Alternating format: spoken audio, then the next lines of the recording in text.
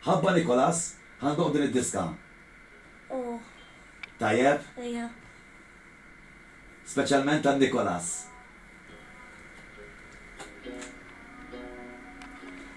Prosit.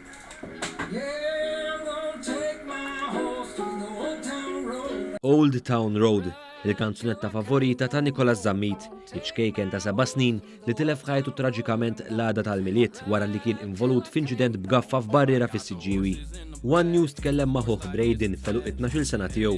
Għalinna li xewqa tiegħu kienet li jdoq din il-kanzunetta fuq ir-radju u jsemmaħħa l-semmija ta' DJ popolari Ryan Spiteri biex ifakkar il-memorja ta' ħuħ. U għalinna li jħoss ħafna n-nuqqas ta' ħuħ u għadu jiftakar fil-momenti sbieħ li kienu jilabu flimkien. Għabdejtum billi nilabu fuq il-PlayStation, nġildu fil-sens, nilatikaw ma' xulxin. Ommu Jolene għaltinna li din il-kanzunetta kienet għal-qalb ħafna bina.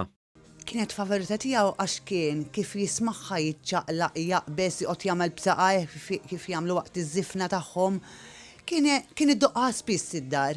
Il-DJ popolari Ryan Spiteri għalinna li mill-ewwel aċċetta t-talba ta' Braden biex idoq din id-diska waqt il-programm popolari tiegħu fuq One Radio. Programm naqa' differenti apparti Nighties u Noties, nistidilhom xorta u anke ndoq id-diska Old Town Road li kien iħobb Nikolas u għamilni hawnhekk ukoll.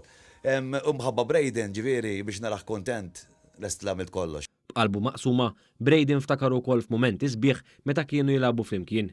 Kien jilab ħafna tojs tal-gafef u tojs tal-trakkijiet.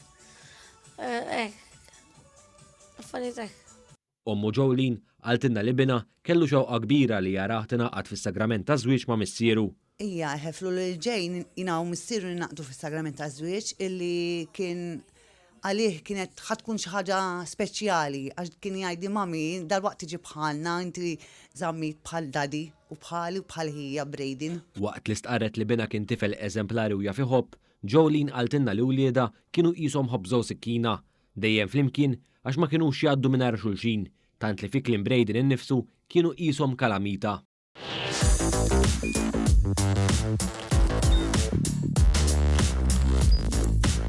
Idħol fuq one.com.mt u hemmhekk tista' tara l-programmi kollha li jxandru fuq One permezz ta' One Play.